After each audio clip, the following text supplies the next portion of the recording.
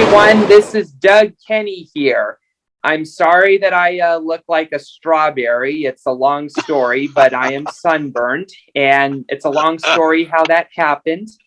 A pretty long story, in fact, but I'll get to that later. In the meantime, we have something special for you all, which is an all-new series talking about trains and people that work on the railway.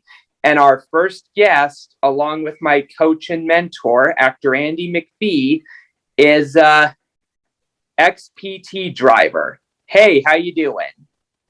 Hello, how you going, everyone?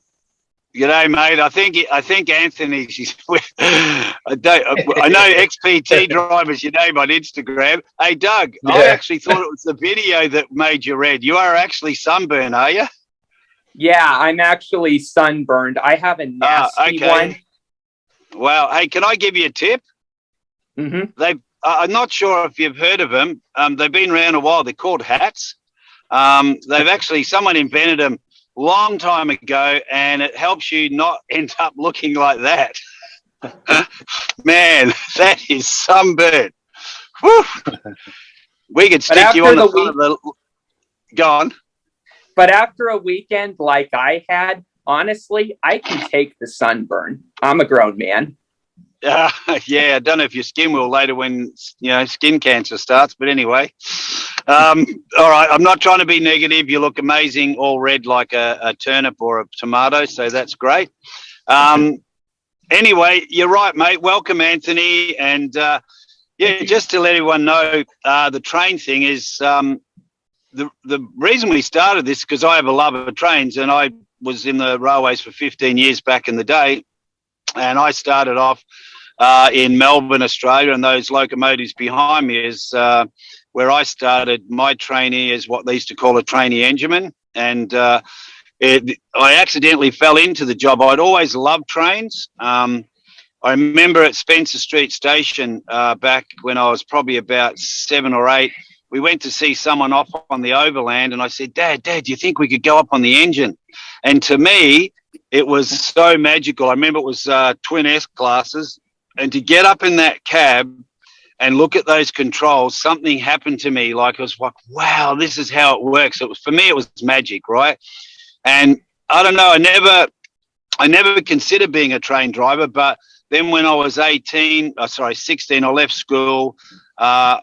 I went to work at Myers as a storeman, and because of my rebellious attitude, I got sacked after 6 months, and that started my railway career. I went, you know what?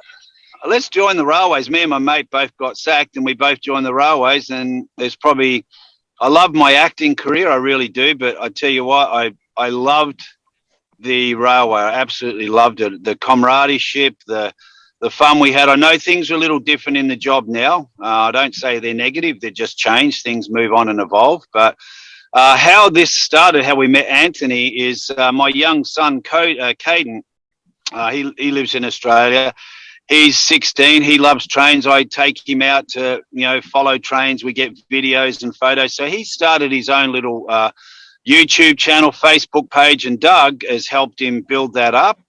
And Doug's in Arizona. I'm in Los Angeles. And we've gradually over time met people, and then we met Anthony, who's known as ex-PT driver. He'll explain what that means to people who don't know. And I've met probably a whole bunch of other train drivers through Caden's channel. And funny enough, one of them is a screenwriter, and he's actually put me forward to be in one of his films, and he writes his film scripts between driving locomotives. So it's actually been a blessing. Who would have thought, years ago, join the railways, that I'd be sitting here doing this. So Anthony, welcome. And I'd just like you to, just let everyone know what is, we'll start off. What's an XPT, mate? I know what it is, but XPT, that's the train I drive nowadays. It's the acronym XPT, which is Express Passenger Train without the E. They're a very famous train in New South Wales. They actually turned 40 in a couple of weeks, and the original passenger trains originate in Sydney, and they travel to Melbourne, Brisbane, and Dubbo. At the moment, unfortunately, we're only going as far as the border closures allow us due to COVID, but we're still going strong after 40 years. Wow, that's awesome. And can you just give people a bit of an idea from, around the world? What's the distance the train is travelling from, start to completion? Well, starting in Sydney, I only go to a town called Junee, which is about halfway to Melbourne. And I know that's about 485 k's. So we're probably looking at about 800 k's, I guess. Obviously, I don't go to Melbourne, so I don't know the exact number. But I know Brisbane is about 900 k's because I'm actually qualified to Brisbane. So when you consider the fact that they are travelling that many kilometres per trip, they only spend a couple of hours in the shed before they go back out again. You can almost argue it's unquantifiable the amount of kilometres they've done over 40 years. We're talking high millions, and they just keep on going.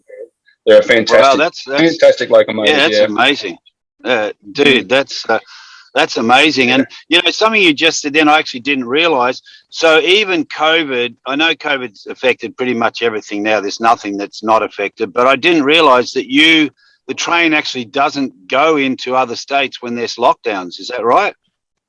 Yeah, that's exactly right, mate. With the border closures, the Melbourne service is only going to Albury, which obviously borders with Victoria, and the Brisbane service only goes as far as a town called Casino, which is about an hour this side of the Queensland border. So we're still going. We're still going. We're still providing what's classed as an essential service for the people of New South Wales. But unfortunately, we can't go over the border at the moment. So the Dubbo service is unaffected. That still goes to Dubbo. But that's where it stands.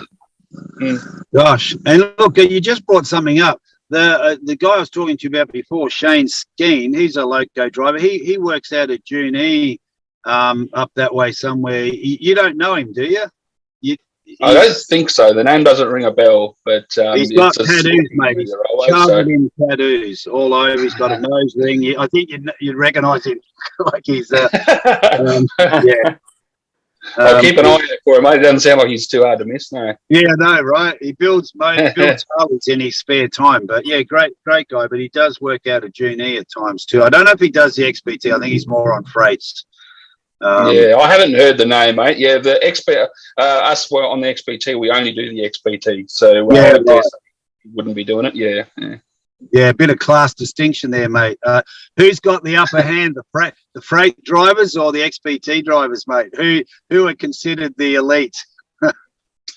Once upon a time, that would have been the XPT by a long way now, mate. But in today's world, it's very much an arm wrestle for favouritism and supremacy on the railways, especially in terms of paths and who gets priority on the train. Yeah, I can tell you a number of times that I've been delayed by freight trains, and I'm sure. When I drove on the freight, I drove freight trains out of Acacia Ridge and Brisbane, and I can tell you a number of times that I was put down for an XPT, mate. So, just depends on which way the wind's blowing, I suppose.